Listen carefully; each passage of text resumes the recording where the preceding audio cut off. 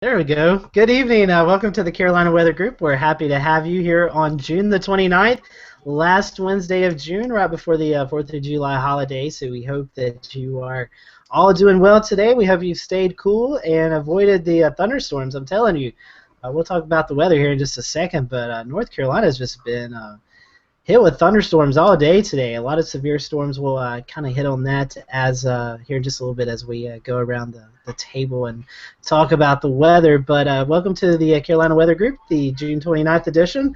We have on Dave Malkoff with us. He is a Hello. national correspondent for NBC News and the Weather Channel, and Dave's going to be talking to us a little bit about everything tonight. Tornadoes in Oklahoma, kind of covering some hurricanes here in the Carolinas, and we'll talk about some of the different events that Dave has talked or has covered in the weather world here in the past several years. So glad to have Dave on joining us tonight. Before we get into our conversation, though, I want to let you know that you can follow us along on Twitter. If you have any questions for our guests tonight, make sure that you tweet us at Carolina Weather Group, and we'll make sure to get those to our guests. It's Carolina WX Group on Twitter, or you can also find us on Facebook and submit the questions via that way. We are a live broadcast, so if we see your question pop up, we'll try to get it into the show as quickly as possible. And then if you are listening on the rebroadcast or downloading the podcast, we'll let Dave share his Twitter handle at the end of the show, and you can direct questions to him via that way as well. I guess that's about it for the house cleaning portion of the show. We're going to pass it around to our panelists tonight, let them introduce themselves and kind of talk about the active weather that's going on, especially here in the Carolinas. I think Shay's had a pretty calm day. I don't remember or recall seeing much happening there on the South Carolina coast today. Shay, how's things down in the low country? Yeah, well, yeah, we had a pretty active day yesterday. Today, the Cape potential was lower, so our storm potential was actually lowered. Most of that stayed to our west and to our north, and then flared up a little bit later in the afternoon. So we did have some thunder showers late afternoon, mid to late afternoon. But I tell you one thing: last night around Savannah, the Greater Savannah area in Hilton Head, boy, it really fired off. There's multiple outflow boundaries that collided down in that area and just exploded with energy. There was a lot of lightning. I mean, some friends of mine said that they just thought it was daytime for about 2 hours. Dave Williams from Channel 4, he posted a shot of the lightning strikes for a 15-minute span. Was 3,028 strikes. So that whole area down there really blew up. Charleston got a little bit of a break today and still seeing a little bit of rain, but at least it's keeping the air temps a little bit on the cool side, and should start to get back into our southerly sea breezing tomorrow. Basically, the southeast right now is just a place where fronts are coming to die. So we've had about 2 or 3 fronts lay into our area and just turn into troughs and provide a lot of moisture with the heat. So hopefully we'll start to get back to those southerly sea breezes to keep the coastline a little bit cooler over the next few days. Back to you, Scotty.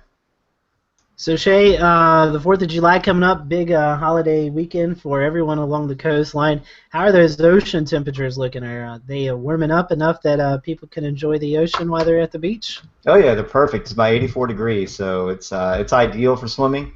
You know, they went down to 81 on the last northeast wind that we had, and then back up to 84, maybe even get back up to 85 by the time 4th of July rolls around. So hotter temperatures on the way for sure, with Bermuda High building back into the southeast. In fact, I think a lot of the country is getting ready to see some sweltering heat over the next several days from what I've been seeing.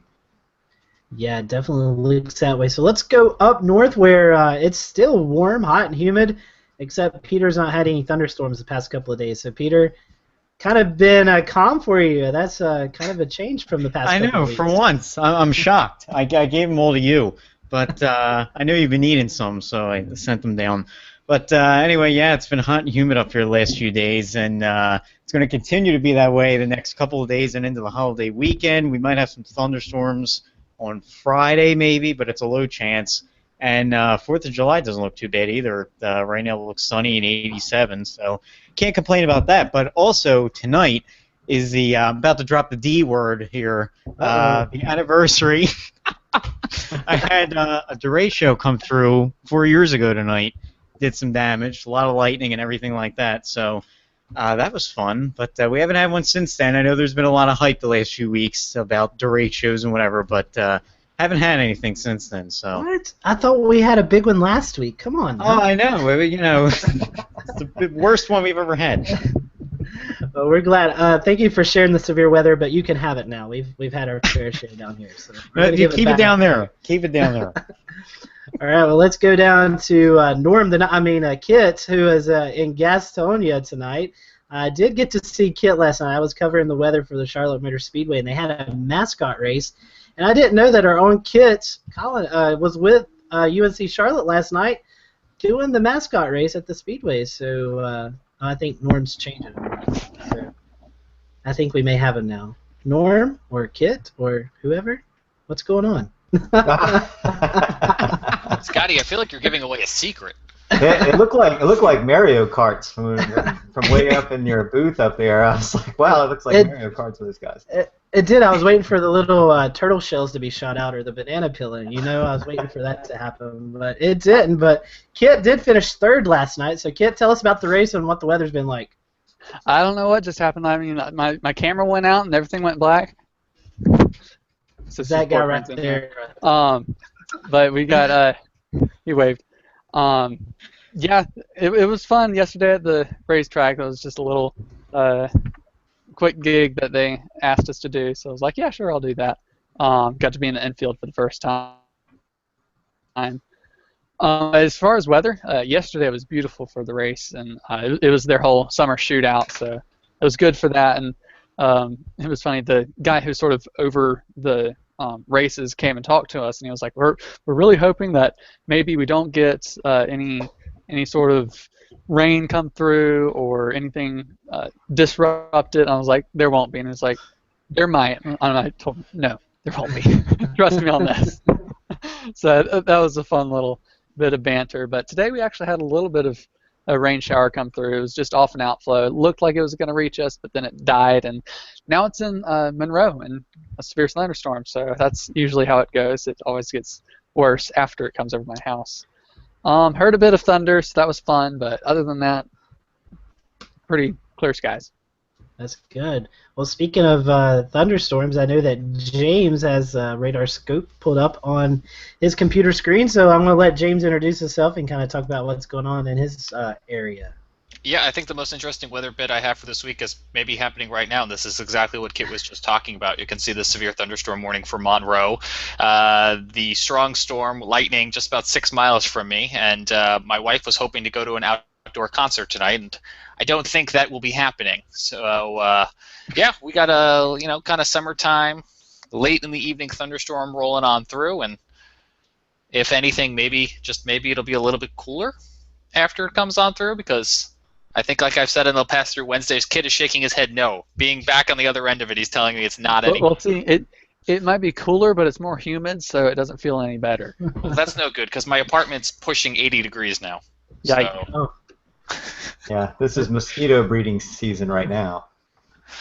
And then mayfly season. I mean, I don't know how many people get mayflies, but it's around here, like we're between both the South Fork and the Catawba River, and like last night at the gas station, at CVS, and just everywhere that had any sort of parking lot lights, it was just hundreds upon hundreds of mayflies. I bet if I went down to the public boat dock that they've got a bunch of lights down there, there would have been millions down there probably.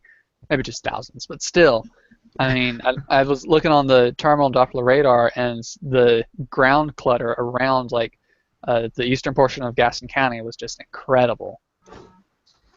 Yeah, and James, you and I got to have a little fun last week on, I guess, what was that, Thursday night? Was it Thursday night? Yeah, and you know what, Scotty? I think like looking at North Carolina right now, I think we've got more action happening now than we did when we were in that enhanced chance for severe weather. You know, Raleigh under a severe thunderstorm warning right now. We got storms in the central part of the state. You can even see that outflow boundary pretty clear on radar tonight from Rocky Mount back through Raleigh and up towards Durham. So chances are, if you're watching us live in portions of North Carolina tonight, you're probably hearing some rumbles of thunder as well. Definitely, and over towards the Reedsville area, Asheboro, Thomasville, places like that. Severe thunderstorms went through there just a little over an hour ago. Our good friend Greg Gilmore shared some pictures on his Twitter feed, as well as Tim Buckley showing a lot of damage in that area. So some severe thunderstorms moving through that area. And then today, in our area where I live, we've had numerous severe thunderstorms affect portions of the foothills. A lot of damage coming out of the Burke County and the Catawba County area. A lot of reports of hail today. We did have one report that kind of, I don't know, I didn't want to believe it because I didn't think it was possible. But we got a report of ping pong size hail just outside of downtown Morganton, which is where my office is, and I had seen no such thing. But anyways, the National Weather Service did send out a storm report saying ping pong size hail, so I guess we have to go with that. Also some damage down the Highway 64 corridor. And then Catawba County, I wish Joey was on with us tonight. Catawba County, from west to east, just all kinds of damage reports throughout Catawba County with large hail and damage and wind. So definitely some severe thunderstorms in the foothills. And currently looking at the radar, we have a strong thunderstorm moving through northern Cleveland County as well as southern Iredell County. And then hopefully we'll be dying down storm-wise for the rest of the evening into tomorrow. So we'll have to watch that. So a very active day here in North Carolina. South Carolina's kind of remains fairly quiet, but as I look at the radar at the upstate of South Carolina, starting to get several storms to form as well. So we'll have to watch that. I do want to say that Ricky Matthews is off tonight.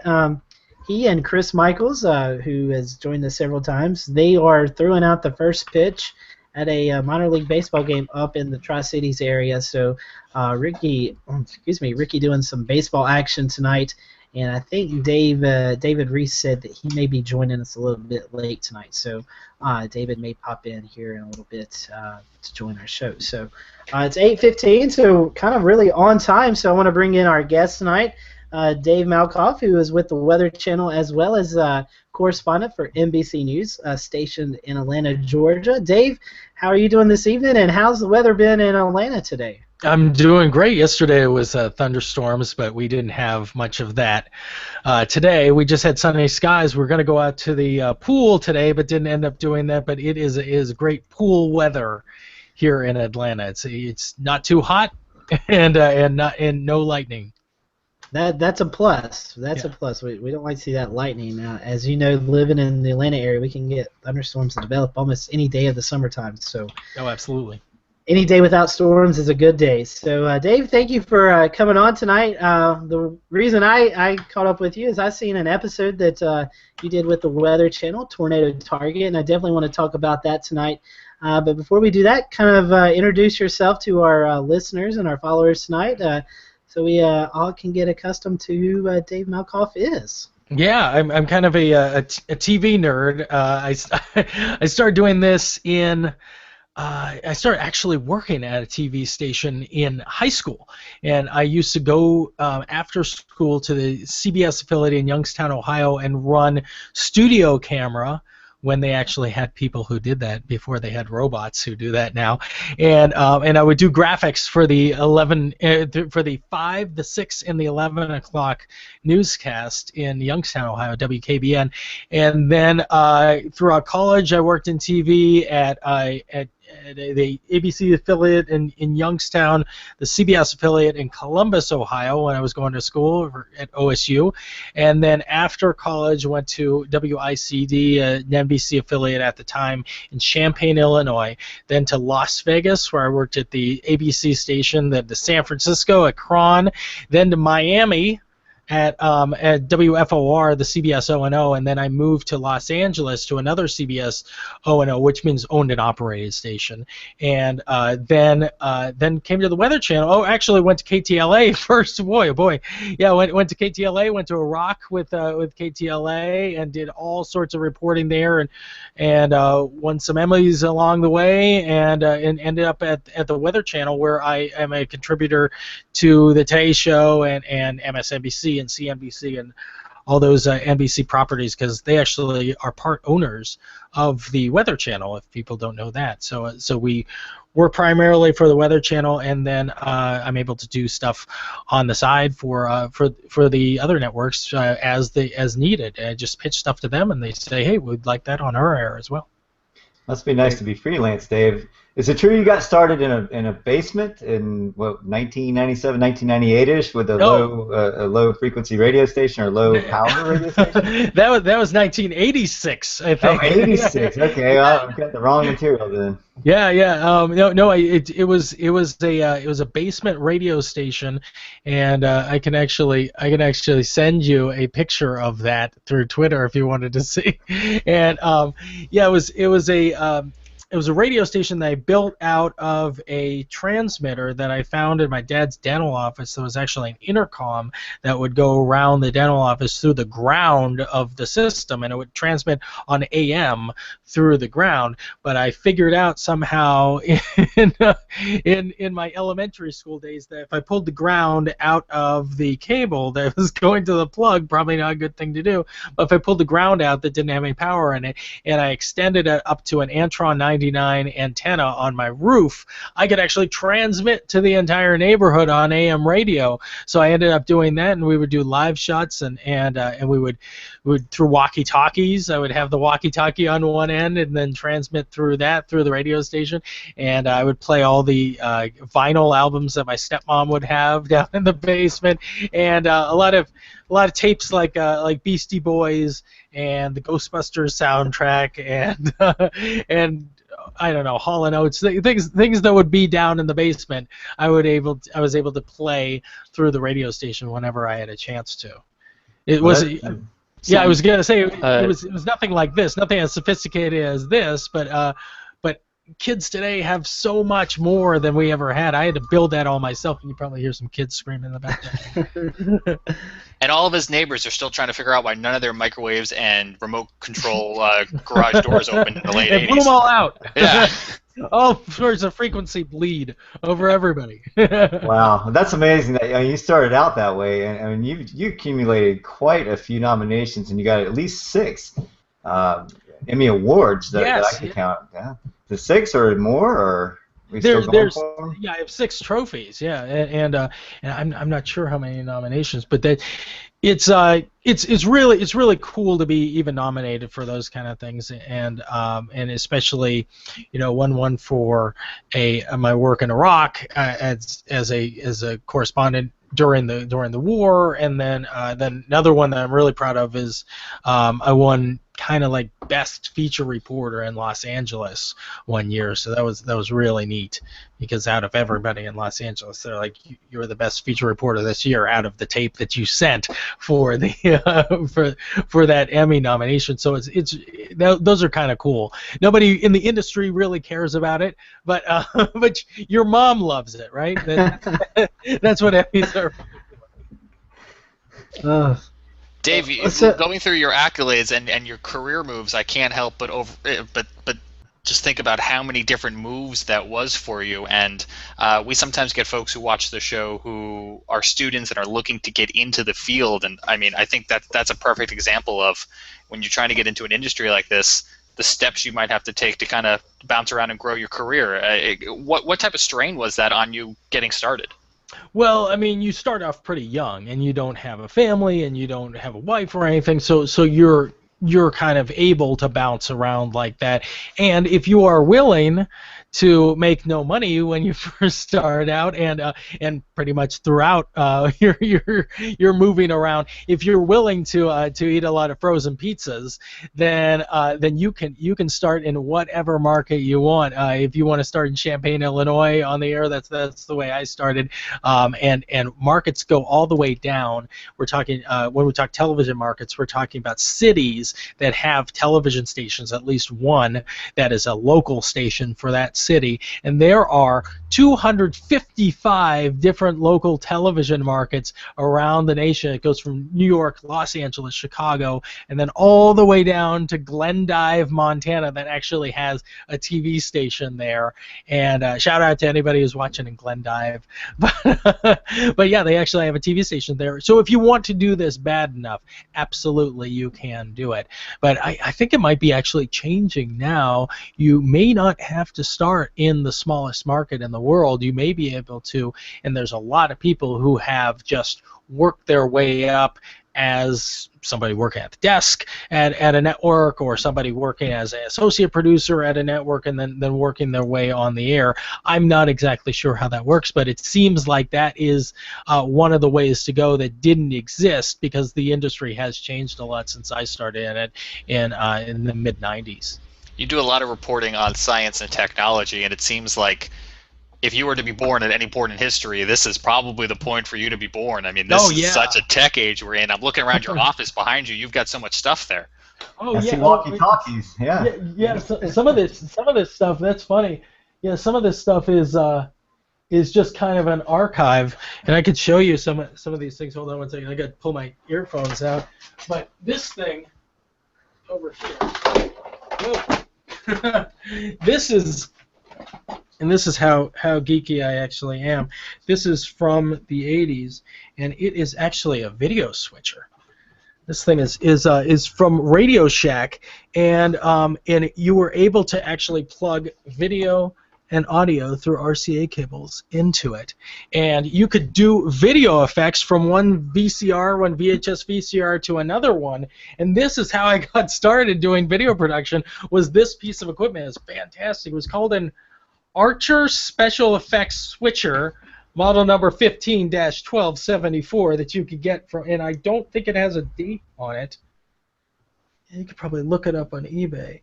But yeah, there's all sorts of archive material in here, and to think that, I was doing everything on VHS back in my early days, and then now you can, you can have stacks and stacks of VHS tapes, and I used to have those, and I used to travel around with these boxes. I had more boxes of VHS tapes than I actually had clothes, and now it can go on a little hard drive like that.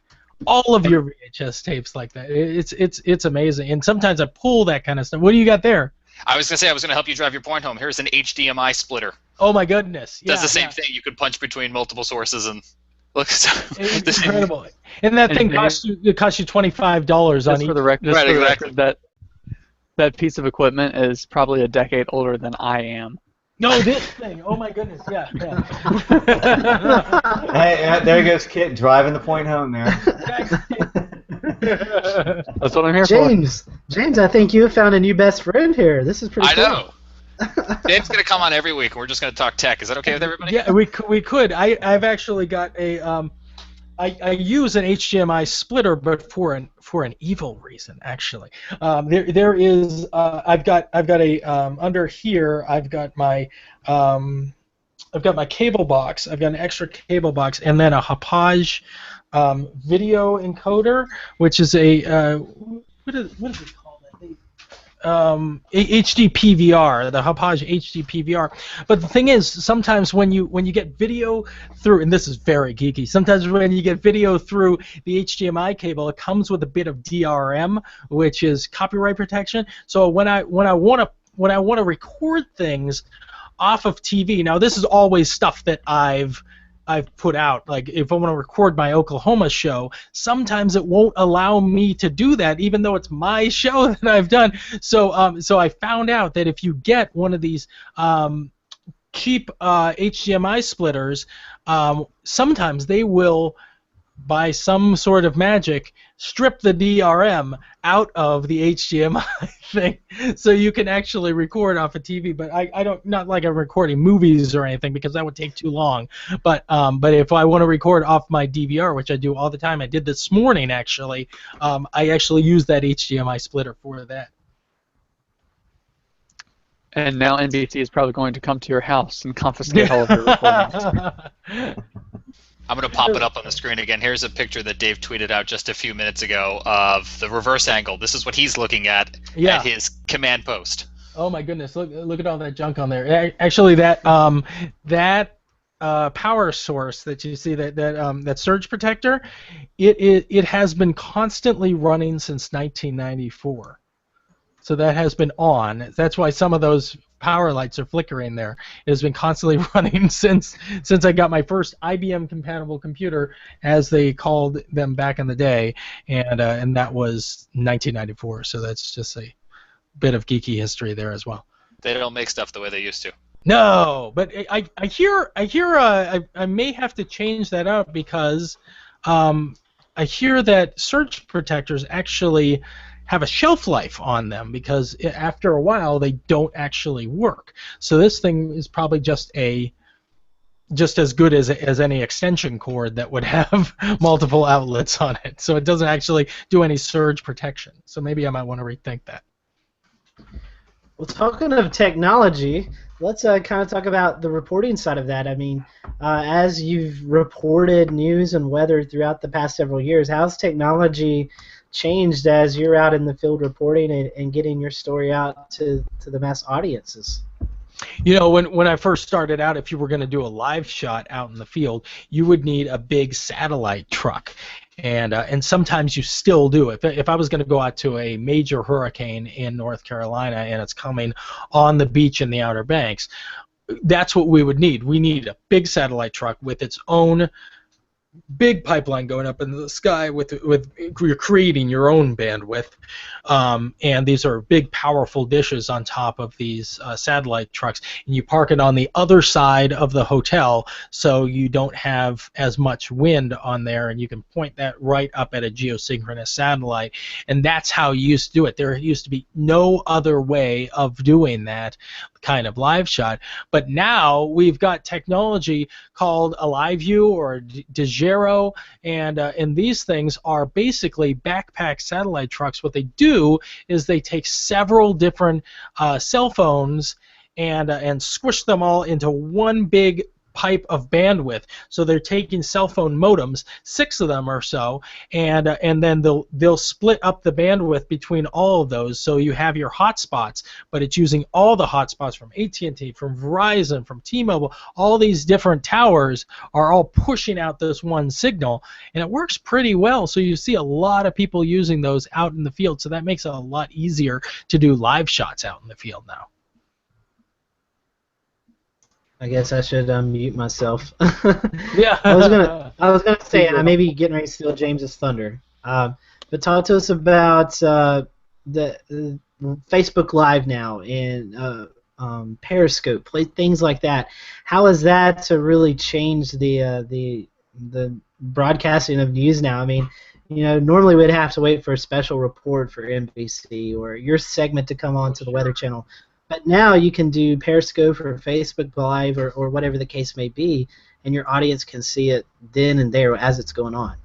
Yeah, I mean, we can use it as a promotional tool, and we have a lot of times. And then if we're out in the field and something is actually happening, it's kind of hard for me to do it when there's something actually happening, because if I'm in the middle of a storm, I'm doing about 12 hours of constant live shots. So it feels like, if you're just watching the Weather Channel, that I'm on the air every hour or every half an hour. But I'm actually on the air constantly, because I have I have this waterproof phone now, but I keep on getting messages that will say, coming up next you have MSNBC, and then coming up after that you'll have WNBC, and then after that it's Miami station, and then after that it's the Weather Channel again. So basically every couple of minutes we get maybe a minute breather between these live shots.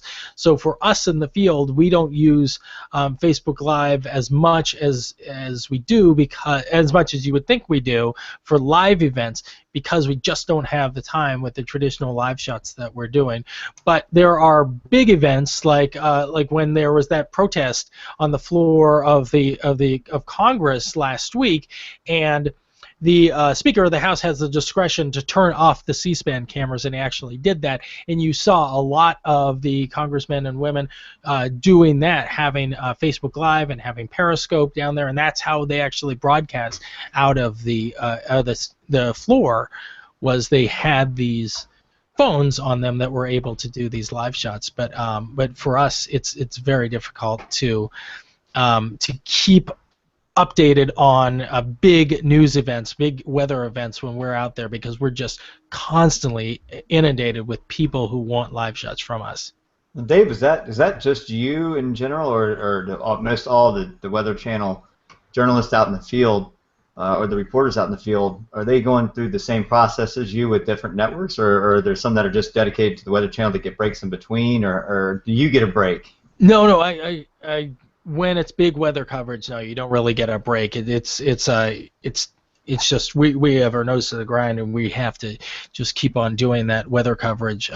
Even if it's the build up to a weather event, like we were just in Myrtle Beach, and we were doing the Tropical Storm Bonnie coverage, which turned out to really be not much of a storm, but it was the build up. And I still did 12 hours of live shots. We were on 3 or 4 shows on MSNBC, and I'm sure we had some other ones as well, plus the Weather Channel every 20 minutes or so. So we constantly came to us over and over again. I think we had 3 different crews around there, and then Mike Seidel was out there, and I think he was doing live shots for NBC Nightly News, and so he had that responsibility, which comes with putting a whole story together. So somebody has to be writing that story back where they have all the video from all around the country, and then someone in Miami will actually cut that piece together for NBC Nightly News and then feed that up to New York. So it's really going. When you see Mike Seidel doing his story, you'll see him doing the story in North Carolina. Somebody in Miami is cutting it. Someone from New York is cutting it. It's all becoming one story on Nightly. So I guess it's safe to say when you're getting ready to go to bed, you were completely wore out. I mean, that's just nonstop reporting 12 hours straight, dealing with hurricanes and stuff like that. I would say you're probably worn out and don't want to talk to anybody for a while. Probably you just want to go to sleep.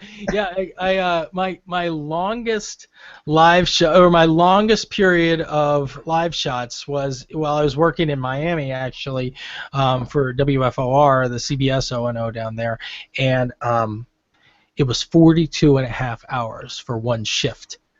That was quite wild. And what happened was, I have no idea what hurricane that was, Wilma or something, and I know that we were in Key West, and we kept on doing all these live shots over and over again, and at the end of the live shots, CBS NewsPath called me and said, "Can you be the NewsPath reporter?" And what NewsPath is, it's a division of the network that actually sends reporters out to just do stories for the local stations. So the local stations can appear that they have a local reporter there, but it's actually from CBS NewsPath, so it helps out the local station, so they don't have to send someone out. The network is sending those people out, and they didn't have anybody to send, so they drafted me into that at the end of my shift, and at the end of all of that became 42 and a half hours of live shots. So I've been doing this for quite a long time, these kind of marathon live shots for hurricanes. And those were wild down there in Key West. Well, while we're talking about that, let's talk about some of the events that you've covered. I mean, you've been, like you said, Wilma, Hurricane Katrina, the South Carolina floods. Talk to us a little bit about some of those events, the ones that maybe stick out in your mind and stuff like that. Yeah, I think the way that I explain it is that I've done pretty much every hurricane that you've heard of, because I was in Miami between 2003 and 2007, and in those years, you guys know, those are the very, very active years for Florida, especially. For Katrina, I don't know if anyone else did this, but just as a matter of luck, I got sent out to to the Bahamas to cover something called Tropical Storm Katrina, and I think I actually have it somewhere over here. I have my notes in a poster, and I can't find it. I thought it was down here. Yeah, I have my notes in a frame, and I'm not sure exactly where it is, but I had to write real big on the top of that note, Tropical Storm Katrina, because I was afraid I would forget the name of Katrina, because there had been so many that year, and there were so many before that, and I figured, well, here comes another one, this Katrina one, and I'll never remember that name. And then so I had to write really big on the top of my notes, Tropical Storm Katrina, and I got sent to the Bahamas, and then it came through the Bahamas and actually shut down the Miami airport as a Category 1, I believe, as it came through, and it wrecked my neighborhood when I was living in Doral, and then it went all the way to Waveland, Mississippi, where it came on shore and broke the rest of the story. But I ended up following it from the Bahamas all the way to the lower Ninth Ward. So I don't know if anybody else has followed that storm from that entire trajectory. So as much as you can, I followed that storm in Wilma and Rita and Juno, or the two that went through Jupiter, Florida. That was I forgot what those two were, but they were Gene and Francis. Gene and Francis. That's right. Yeah. they those two almost followed the exact same path through Jupiter. It was really, really weird, and we did a lot of coverage on those, and so it's a lot of hard work. I remember one time it was either one of those Gene or Francis that we were doing live shots, and for the CBS morning show, and it was I believe it was called the early show at the time, and so we were doing so many constant live shots for that newscast that our camera started malfunctioning, and even though it was taped up and there were plastic bags all around the camera, it would slowly stop losing its functions. Like, now it won't zoom, and now it won't focus, and now it doesn't record. And then we kept on doing it until it's literally stopped working, and we ended up doing live shots with a handy cam, and we had a just a not a professional camera, but we were able to plug it into the live truck doing that. And it appears like you're at a TV station there, so you know how that works. But you just do whatever you can to get the live shots on the air. So that's what we're doing. It's very, very grassroots. If you think these shows look big and flashy, but it's very, very grassroots, maybe even more grassroots than this podcast here. When you're out in the field, you are dealing with the elements and trying to bubble gum and duct tape anything together to get a live shot on the air. And maybe talk to us a little about some of I know covering Hurricane Katrina, but talk to us about some of the stories there. That's something we've really not touched on this show, and hopefully as the anniversary of Katrina comes up, maybe we can hit on that. But talk to us a little bit about what you saw there. I mean, because I'm sure just what we saw on TV wasn't exactly everything that was going on in New Orleans at the time, or even along the Gulf Coast anywhere. Yeah, I mean, we started off we drove to Waveland, Mississippi, and when we got there, just as an aside, I had one of the first handheld GPS units that was actually built into a Palm Pilot, and these Garmin units were built into Palm Pilot. Nobody really knew about these at the time, but we were driving through there, and everything was wiped out in Waveland, Mississippi. You got to understand that this is where the storm came on shore, and I had never seen anything like this before. There wasn't really any debris to speak of. It looked like someone had taken a razor blade and just sliced these houses off of their foundation. It was very breathtaking to see, and talked to the folks who were in a parking lot getting the supplies that were coming from the Miami-Dade fire department and other agencies around Miami that trucked all that stuff over there. That's the story that we were doing. And it was really tough to see, and I remember finding a woman who was living in Waveland at the time, and I said, can we go and see what your house looked like? And she said, there is no house. There is no way to get there because there is no house. I couldn't even tell you where it is. And I said, what is your address? And she said, listen, there is no house. And I said, but what is your address? We have this GPS thing that I can plug your address into, and we can drive over there. And she had never even heard of this because it was one of the first units back there in 2005, and we were able to plug her address into there and just look at the slab of concrete that was once her home with her child living in there, and that was really, really tough to see those folks, not to mention the folks that we saw in the lower Ninth Ward who were just in really, really bad shape. We had to go there in a 2.5 ton truck, one of those deuce and a half vehicles that the National Guard drive around in, and we had helicopters above, and we saw I saw a body tied to a tree, which was very, very shocking to see, and it's just, I mean, animals who didn't have their owners, and people who were stranded in their homes, and it was just so widespread throughout the region. It was really, really scary to think that could happen in a major American city in this decade or last decade.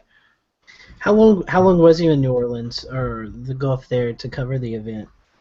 I was probably there a couple weeks, I guess, and we lived, again, it's a very grassroots effort to do this kind of reporting because I brought as many MREs as I could bring.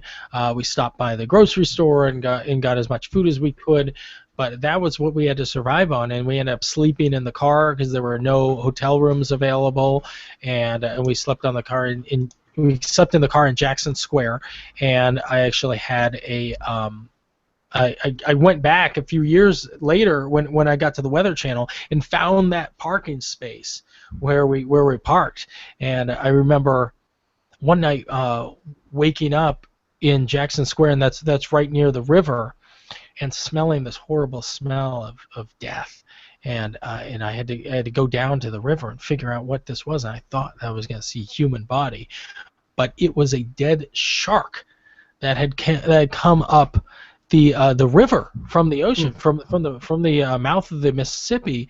Somehow the shark had gotten into the brackish water there in the Mississippi and was able to make its way all the way up to Jackson Square, where it finally was able to, couldn't go any further. But there was a lot of weird stuff like that happening at the time in Katrina. So some of these stories you never forget, and I take a lot of pictures, during these events, and I try to keep a group of pictures. Hold on, let me find it. And you said that shark was in Jackson Square, like the one in New Orleans? Yes. Wow. Yeah. Here's I think I even have a picture of that shark. Is there a way to put? I haven't really used Hangouts before. Is there a way to post a picture? If you look on the side of your screen, there should be a little green a green rectangle with an arrow on it, and it says screen share. Oh, okay, yeah. And you can click on that and find the window you're in. That's weird. For some reason, it is acting up. Well, see if you can see this, because it says Flickr is down for some reason. But you said where's a screen share? Yes. So in the window of the Hangout, it should be. Oh, screen share. Screen share. One down. Okay. Yeah. Share your screen. It doesn't seem to be working. It's okay. You can tweet it as well, and one of us will pick it up and we can put it on screen for you. Yeah. See if you can see this. I'm having trouble pulling that up, and then but I could definitely put it Dave, I'm actually on your Flickr right now, and I can pop it up on the screen, and I suspect this is the GPS unit you were just talking about. Oh no, that's something else. That was okay. that's a GPS unit that guy's using in a documentary that we're working on right now about hang gliding. Oh. Yeah. So that one is actually right here. Yes, that's it. That's it. Can you see it there? I'll pop that up. Yep, here it comes. So that's the dead shark that was in the river, and it was really, really terrible to see that. And this was the vehicle. A few pictures back, you can see the vehicle that's marked TV, and that's the vehicle that we were. Like 1, 2, 3, 4 pictures back, you'll be able to see that's the vehicle that we had to sleep in, and so that was our hotel room in Katrina, and we found a bunch of great memorable stories. And when you arrive at something like that, there's the car. I see that, and when you arrive at something like that, and you can see we actually had gas taped to the roof, because there were no gas stations. So yeah, I was going to ask you. You're running all this power, you're doing all these things, but how do you? You assume all the gas stations are closed. Yeah. So, I mean, and you can see a couple pictures back from that. That's the Peak satellite truck, which is a satellite truck that the CBS network had actually. Yeah, there it is. That's the Peak satellite truck that the CBS network had purchased for that event. That it's kind of like a freelance satellite truck that you can get, and these things are everywhere all across the country. Still, there's a huge demand for satellite trucks because they do create their own bandwidth, and there's nothing like it in the world right now, even with cell phones or anything. There's nothing like having your own bandwidth, because if you're using something like a live view that's using a cell phone signal, you're competing with everybody else who's using not only that unit but using their cell phones. And so it's public Wi-Fi, it's public bandwidth versus your own private pipe to the sky with that satellite truck. That's why you still got to use those kind of things. But yeah, you can actually see that GPS unit in a few pictures after that, and that one is the original GPS unit that actually had a pop-out antenna, and it took a while to pick up. There it is. It took a while to pick up any signal. But it was a lifesaver in Katrina, and it was cutting-edge technology at the time, because we were able to find people's homes that did not exist anymore and tell their stories through their eyes in a way that they weren't even able to tell their stories, because they didn't even know specifically where their homes were, because there were no street signs, there were no trees, there were no mailboxes, there was nothing for these folks to go back to. That was one of the most devastating stories that we've ever done. Wow. So speaking of storms, you also covered the October flooding here in South Carolina. We went through first few days of October of this past year. Yeah. And tell us a little bit about that, your experience. I mean, I was here in Charleston, and several of us meteorologists were watching the system and documenting it, and taking notes on everything that was going on throughout the day. I don't think I slept the whole time. But tell me some of your experience, what you saw, because I didn't get to go to the mid-state, to Columbia, where the rivers were swelling and the flooding was happening, and some of the more the wilder things were going on. So, yeah, tell us about it. I'm not a meteorologist, but I believe, and you can correct me if I'm wrong, that is one of the most significant rainfall events in modern history. There was so much rain coming down there that it just inundated the state, starting with a bunch of different systems. There was a tropical storm or Hurricane Joaquin that was off the coast that was pushing all of this through, and then there was another system coming from inland, and those things met up to create a catastrophe that had never been seen before in South Carolina. Because they had all this water dumped in one time, and there was no way for that water to go away, and all it had was a chance to go down the river, and as it was going down the river, it was just creating more flooding. So at one point, there was a huge percentage of the state that was underwater. We went to, I think we started there in Columbia with Nikki Haley doing her press conferences there, and then we moved on to Charleston, and then I think we came back to Columbia because I remember there was one family in Columbia, and their home was underwater, but they didn't even know about it. So there was a father and his wife and 3 kids, I believe, in the house, and he got out of bed at around 5 o'clock or so, and I forgot why, because maybe his alarm inside his house was going off.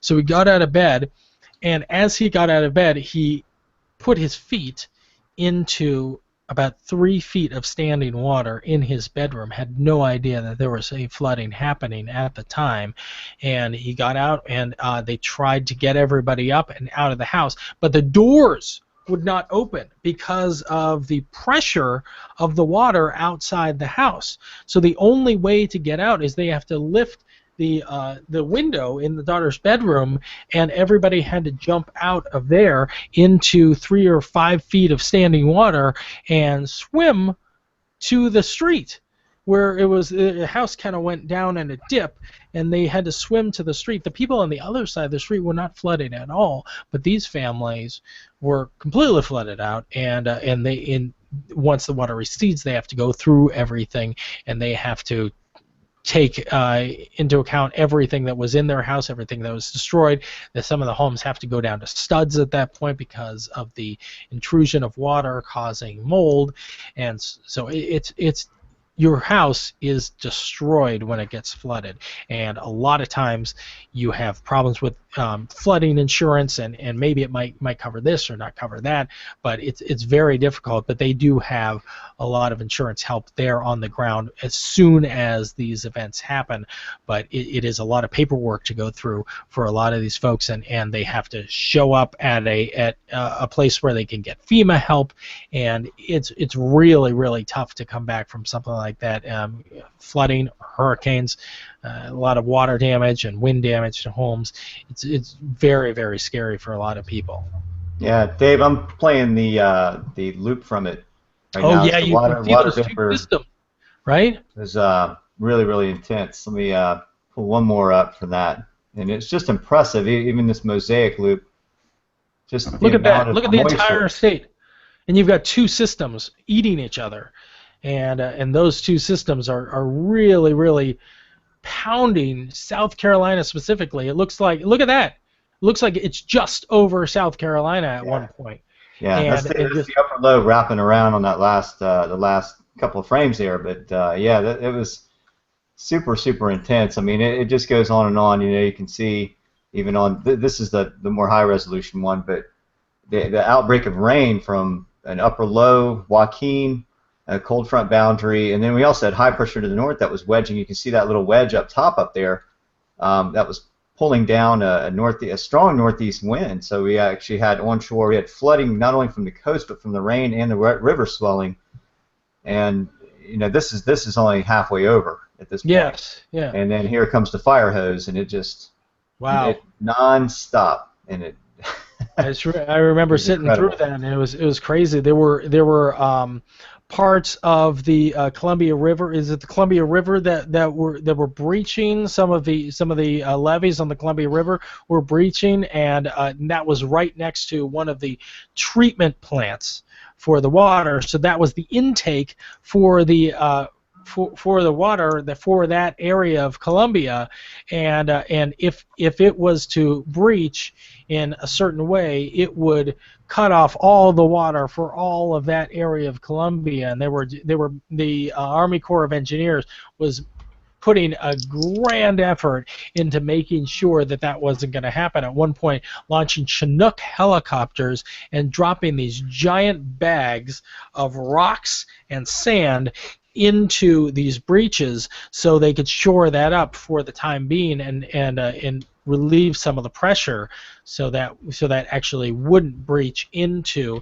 the water treatment plant and have just river water. They don't want river water breaching into the water treatment plant. They want treated water going through there, and that would be very, very devastating. I see. I think you're playing a story about a breach right there.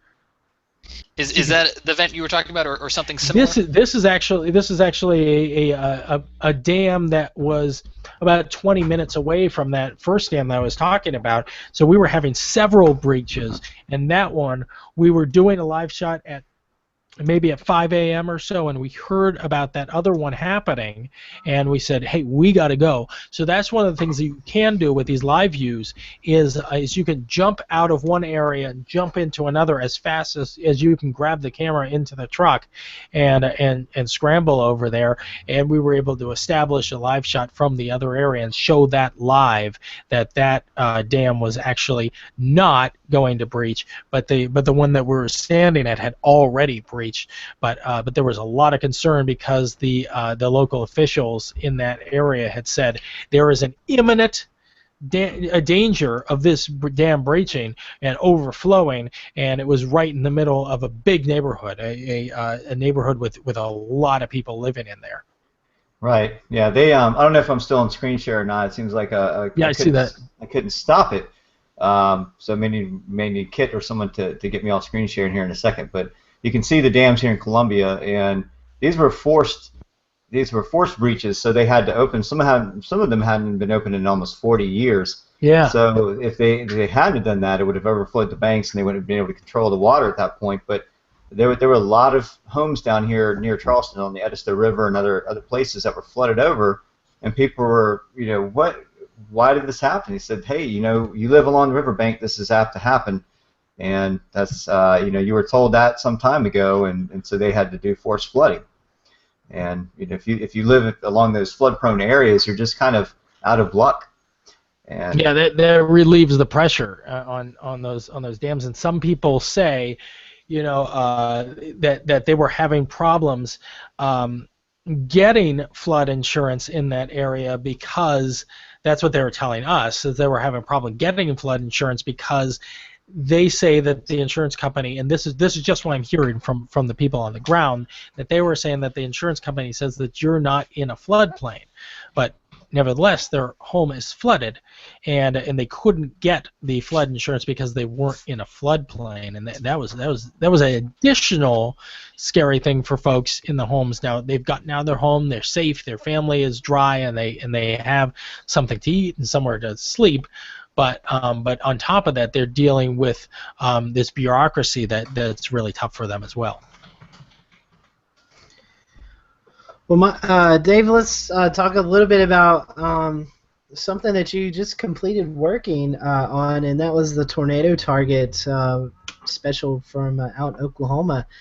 Talk to us a little bit about your experience, what all you put into that show that you guys just got finished up with, and kind of talk to us about what you learned out there. Yeah, we're working on some long form shows at the Weather Channel where we're trying to produce these things in house, and instead of getting a big production company from outside producing these things, and some of these are the top rated shows on the network. So there's a lot of interest in them. The one that the first one we did was about Alaska and climate change in Alaska, which was it's a fantastic trip. We spent 11 days on the ground in Alaska, and you can see that online as well as the Oklahoma tornado target story. And actually, I believe, I'm not exactly sure when that is airing, but I can find that out in just a bit and post it online. But Dave, is this the Alaska story? Alaska is sinking? Yes, yeah. There is. This is a woman named Ruth Macchione, and she lives in a house near Fairbanks, and just outside of Fairbanks. And her house, 80% of Alaska, I believe, sits on something called permafrost, and permafrost is a mixture of soil and ice. And some of this ice goes back 40, 50, 60,000 years, even longer than this. This ice has been solid for tens of thousands of years, and in some cases longer than that. But as Alaska warms, some of that ice starts to thaw, and as that ice starts to thaw, homes and roads start to sink into the ground. So we went to Ruth Mackiona's home, and then we went to a thing called the permafrost tunnel that the Army Corps of Engineers has bored into the side of the permafrost, and you can go down into it and see what is happening from a lower level, 60 or 70 feet below the ground, and you can see what this permafrost actually looks like if you bore a tunnel into the ground.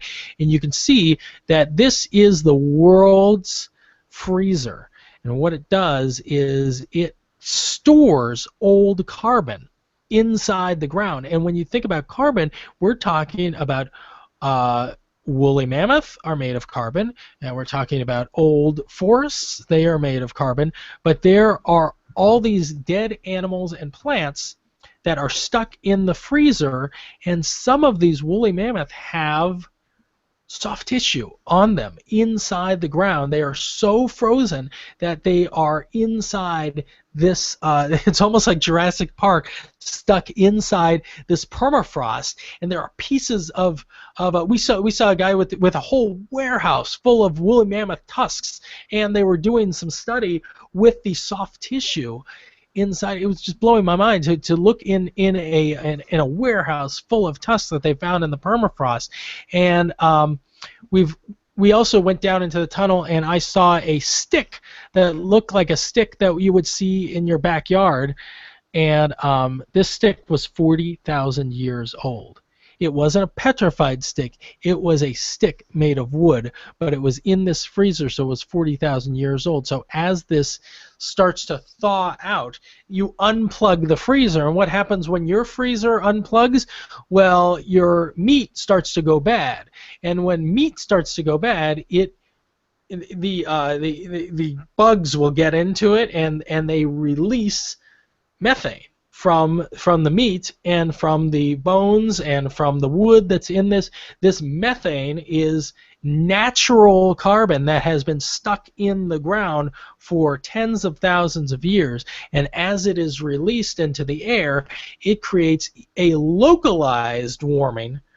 So this thawing is happening because of global warming and global climate change, but there is a localized warming happening because of this natural carbon that is stuck in the ground.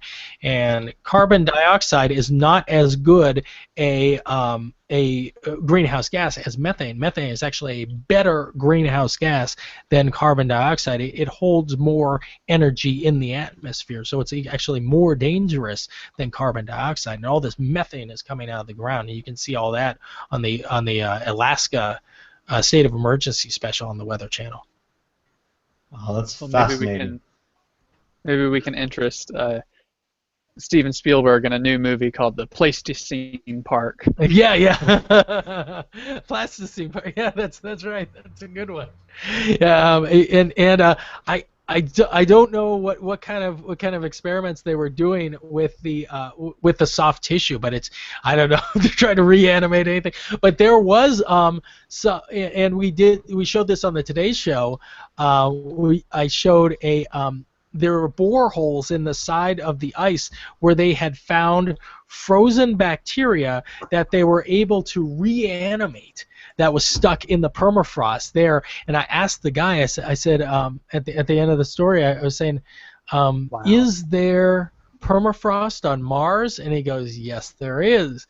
And I go, could you reanimate the bacteria in the permafrost on Mars? And he said, that's exactly the experiment that they were working on when they did that, to try and see if they were able to get into the permafrost on Mars, or ice on Mars that we now know exists. Could they actually reanimate some bacteria, some alien bacteria there? So you get into really really cool stuff when you get into these stories, and all it takes is just scratching the surface in Alaska and trying to get the Army Corps of Engineers to let you into that project. So that was really, really neat, and that was the first special we did before we did the Oklahoma City or Oklahoma special about tornadoes and how much of a target Oklahoma actually is. It is a target out there. So kind of talk about, I know you went out with the KFOR storm team out there. Yes. Do you know those guys? I do know some of them. Yeah. So talk to us about that. The people that you spoke with in Oklahoma. I mean, I know several people in the Moore, Norman area, and it seems like the town of Moore. I know you stated it in your show, and I can't remember, but Moore, Oklahoma seems to have been hit several times, at least 10, 15 times. So talk to us a little bit about all that that you learned out in Oklahoma. Oklahoma is right behind Texas when it comes to the number of hurricanes that come through, and if you actually look to the history books from the 1890s up until now, there have been at least 160 tornadoes that happened just within the Oklahoma City metro area.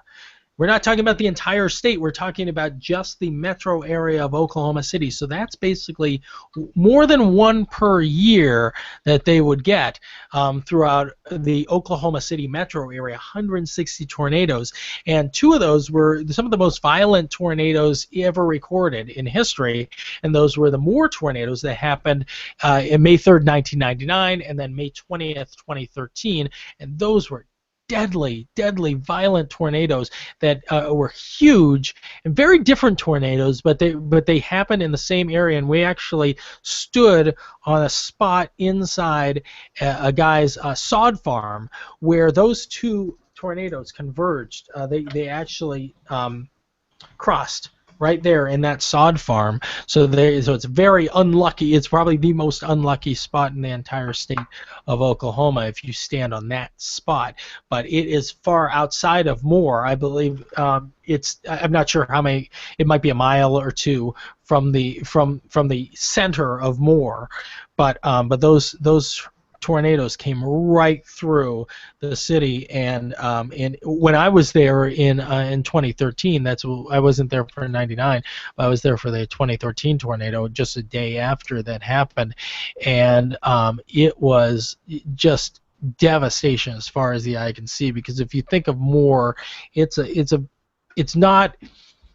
not a rural area in any sense of the word. It is a major metropolitan area in a major city in America, and there's a lot of people, and there were two elementary schools that were hit, along with 2 daycares. We lost 7 little kids in that May 20th tornado. And that's just the really tough part of the story to deal with, because you're thinking of schools as a place that should be safe for kids to go. But the thinking was, before the May 20th tornado in 2013, is that tornadoes don't come through until after the school day. But there's been a lot of change in the atmosphere, which means that that you can't say that for certain anymore, that tornadoes don't come at this time or that time. They can come at any time of the year, and they can come at any time of the day. So now there's been a mandate to any new constructed school in Moore actually has a shelter built into it. And that's just in the city of Moore. That's not true for the rest of the state.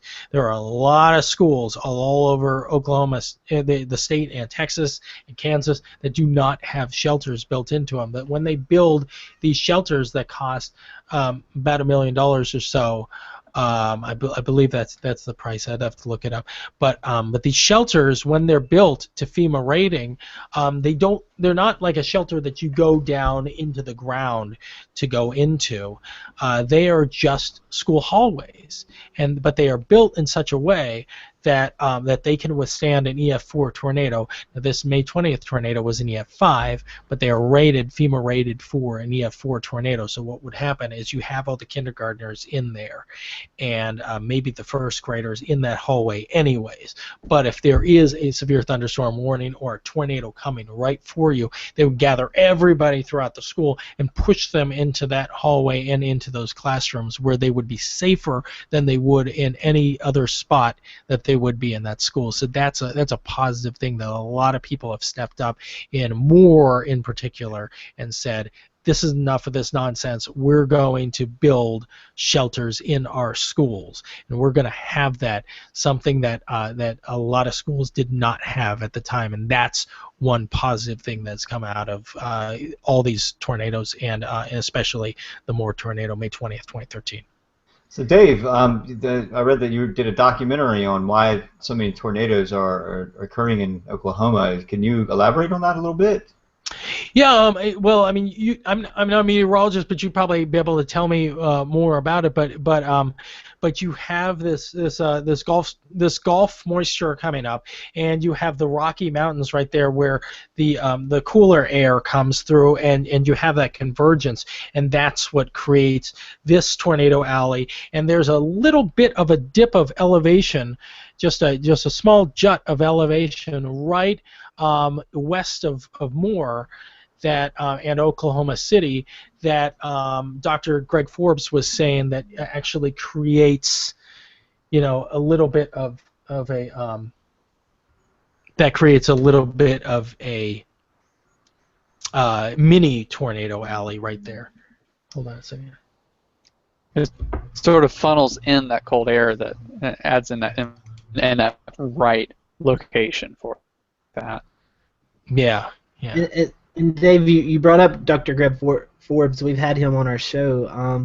How much has he kind of played into this, kind of letting you know, because you said you're not a meteorologist, so how much did he help you get the show prepared and give you information? And then I also want to ask you, I mentioned it just a little bit earlier, they working with KFOR. That's here in the Carolinas. I don't think people in the United States outside of the Oklahoma City area, maybe Dallas, Texas area, realize how much the TV meteorologist plays a factor in storm coverage out there. I mean, it seems like Damon Lane and Gary England and all of them out there in Oklahoma City are almost like heroes out there. I mean, people really think highly of the meteorologists out in Oklahoma.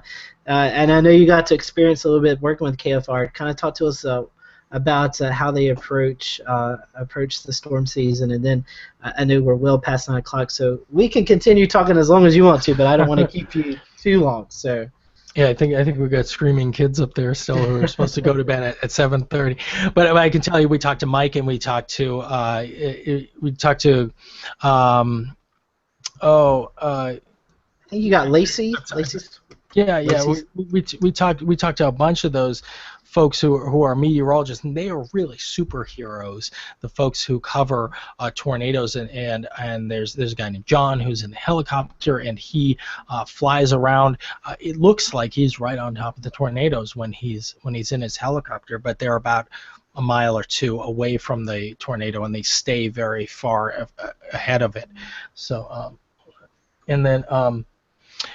And so when they cover these tornadoes, they're not only covering it from the sky, but they're covering it from the ground, and they're covering it from all their units that they send out around, and they've got their own radar. So yeah, those local meteorologists are fantastic, and that's why we did the segment on them, to show, like, this is one part of the story that nobody outside of Oklahoma knows about, that the local meteorologists who are out there in the field are truly lifesavers, and they're really, really helping out with this coverage, and it's just going to get better as the technology improves. There is an experiment that they'll start doing next tornado season where they actually have rockets that you can shoot into a tornado, and it would bring back telemetry to you of exactly what was happening inside. There's almost like a bottle rocket that you shoot into the tornado, and these folks at OU are working on this technology right now, and they believe that they may be able to deploy it next year,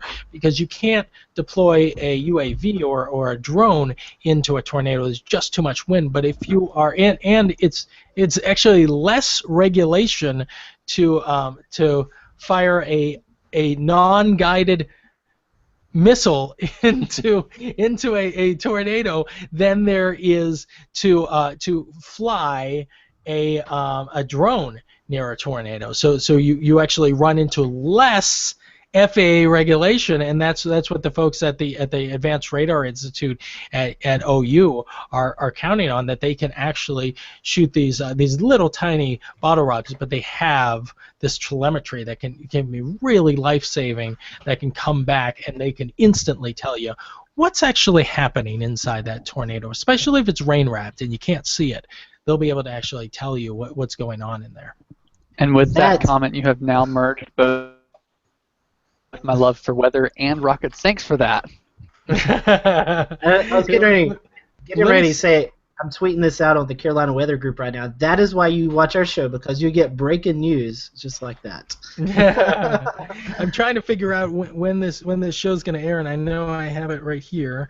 And give me 1 second. Here it is. So, and I could probably post this on Twitter if people want to see it. But what is the date today? 29th. Oh, this is 29th. So it actually aired yesterday at midnight. But on the 17th, Oklahoma Tornado Target will air again at 11 p.m. That's the next airing. And on the 24th, the Alaska State of Emergency will air at 4:30 p.m. And then we're also working on a story that we're trying to get done here, that we've been working on for the past month or so, about a guy who's trying to break the world record for hang gliding, and that's another special that we're working on. They're probably trying to put it on for next month, but the guy hasn't broken the record yet. But we're hoping that he'll break the record in the next few days, and then we'll be able to actually have this complete special on. Yeah, that sounds like down your alley, Shay. You could help out a little bit with that. North Carolina is famous for hang gliding off the dunes, and that's how the Wright brothers got started. Was with trying to get these gliders. And theirs was a powered glider off of the dunes and actually have some powered flight there. But actually, if you go to this spot in Texas right along the Mexican border called Zapata, it is actually better than the Outer Banks are, or Kitty Hawk, or Kildebril Hills, and you can take off from there. And let me just without anybody Googling, what do you think? Just go around and tell me, what do you think is the maximum distance you can go in a non-powered hang glider? Just in a hang glider, what do you think is the maximum distance you can go? Maximum distance, depending on your thermals, I guess. 15. As long as the daytime is. I'm gonna guess 1,500. No. How many miles? 1,500. Oof, man. In your area, I would say 300 miles. And then anybody else? I was going to say 100, and I thought I was high, so now I'm not going to say anything.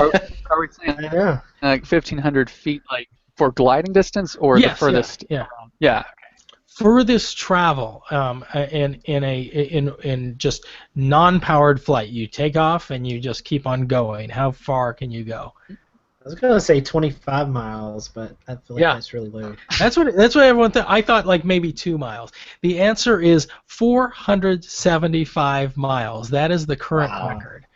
What you do is, and you mentioned the thermals, what you do is you climb up to the top of the thermal to the cloud level, and you look for the next thermal, and you jump off of that cloud level at about 10,000 feet or so, and you just glide to the next thermal. And the descent ratio is at the top. If you're at 10,000 feet, you can go about 20 times that far, so 200,000 feet forward.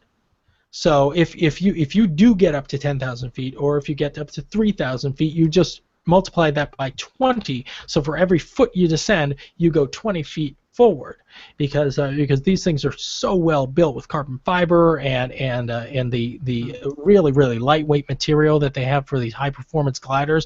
And there's only about maybe 20,000 people around the world who have ever done hang gliding, and the people who do it professionally are just maybe 5 or 6.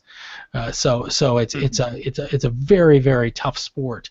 But when you're as good at it as this guy Johnny Durand is, and the current record holder, whose name is Dustin, and when you're as good as Dustin and Johnny, you can go as far as the wind and sun will take you, as long as you find the thermals, which are these rising columns of air in the sky, and you can see them because you can see either dust devils on the ground or birds going up in a circle, or you can see a cumulus cloud on top of these thermals that they're creating. So every time you see a cumulus cloud out there, you can know that there is rising hot air underneath it, and that's your next escalator in the sky to get to. So that's a really interesting special that we're working on. We're trying to get it on for the. That's pretty neat. You know, you ought to look into paramotoring as well. That's kind of a up and coming sport, and there's some kiteboarders too that have learned how to ride these thermals off of cliffs with just the kites. But I tell you what, that's a very dangerous thing to do, because the kites are not designed for that kind of lift mechanism. So they're on a downward descent the whole time. They just learn how to loop the kite and ride the thermals out. But you know, you almost have to have ideal conditions, especially here on the South Carolina coast.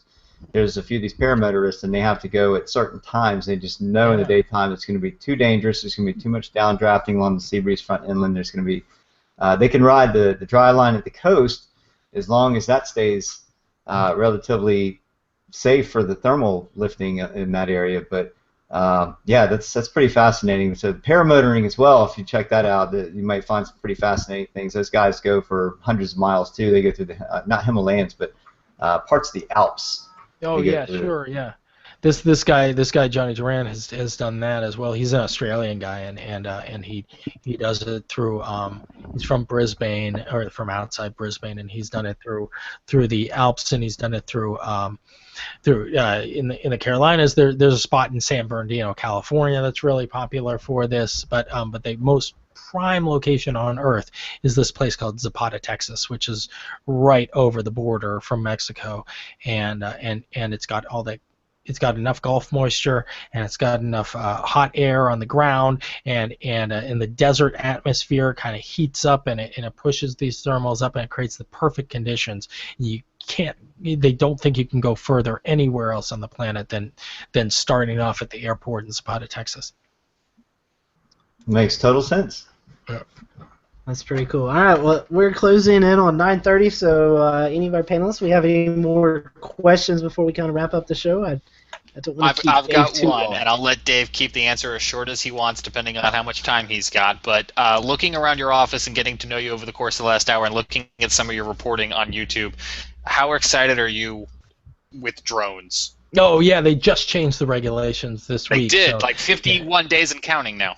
Yeah, so in August, the rules will change that basically, if you're over 16 years old, if your drone is under 50 pounds or so, you can fly it for commercial use. Now, before that, you could fly it however you want, just not near an airport, not over 300 feet, and you could do any kind of hobby nonsense you want to do and goof around and get nice Facebook videos. But what the real game changer is for us, and we've used them a bunch of times, but the thing is, there is so much regulation. You have to have a pilot set out a flight. I'm going to be in this GPS location tomorrow, and it has to be 24 hours in advance. But now we can use it for breaking news. We can use it to explain things better than you can ever explain it, and it's going to be a real game changer, because you can do it much easier now, as long as you've got the license from the FAA, which will be a simple process to get versus what it has been, and we've been waiting for this for a long time. And you're not alone. I'm right there, anxiously waiting with you. Yeah, it should be really neat. It's I mean you'll see in the Oklahoma City special that we did a this is actually a live shot that we did, and we actually had to have a pilot there with us to do this legally, and I was on the phone here, and we went up during that huge snowstorm in Philly, and that winter storm Jonas, and we were able to show as we go up here. You're able to see Strawberry Mountain, which is I think it's called Strawberry Mountain. That's a neighborhood right outside of Philly. And you see the high school there, and you can see how much snow is on the roofs there. And that was a huge problem because we went out to a neighborhood in Philly where a church had collapsed because of the weight of snow on the roof, and that's a real problem. And you can't report that kind of thing unless you have a drone in the sky or a helicopter. And a lot of times, since we're going to all different cities, we're not a local station. We don't have a helicopter available, but if we have a drone, we can go up and survey that kind of potential danger. And that potential danger actually came to a head at that church in outside of Philly, and we had a collapse there, and it was very, very lucky that nobody was in that church at the time. Very cool. I'm gonna have to get me a drone. I've waited It's too neat. long. It's neat. It's neat. I went to the drone convention in Las Vegas, and it was very cool. And there's a shop here in town in Atlanta called the Atlanta Hobby, and if you go into there and you see the kind of drones that they're building in there, you can't leave that building going, yeah, I have no interest in this. It's impossible. Maybe they can fix mine. I need a new stabilizer. But I did do the hang glider in San Bernardino, and it was really like being inside a drone because you're not in an aircraft in any way, shape, or form. You don't even have to hold onto the bar because you're carabined into it in a pouch, and so you're just kind of floating out there, and it was like you were inside a drone. So it was really, really incredible. I wish I didn't have to work and while I was doing it, because I wish I could have taken more of it in. It's a really neat sport. All right, guys. Anybody else have any last questions for Dave before we sign off for tonight's show? Yep. Thank you, Dave, for coming on tonight. Sure, absolutely. Yeah, we appreciate it, Dave. I want to give you the opportunity to share your social media accounts so our followers and listeners of the podcast can follow you on social media. Yeah, you can find all my social media links at www.davemalkoff.com, Malkoff. You can also follow me on Twitter at Malkoff and on Facebook /Dave News. So those are the two ways to get a hold of me. But if you want to see my Facebook or Flickr or anything like that, it's and YouTube and LinkedIn or whatever, IMDb page, whatever. That's all available through DaveMalkoff.com, and you can see all those links, those social links there. Awesome. Well, Dave, we hope it's not an active hurricane season. Hopefully, you don't have to be going out doing all kinds of reporting 20-some hours straight. But if so, we expect you to come back on and kind of talk about it. We're happy to do it if it comes down to it. All right, Dave. Well, thanks so much. We appreciate you being on tonight. Sorry we kept you so late, but it was a great show, and look forward to having you back on at some point. That's all right. Okay. Thank you so much for having me. It was really great being with you, Scotty, and everybody else. No problem. Thanks so much. And next week, we're talking with the Weather Pros.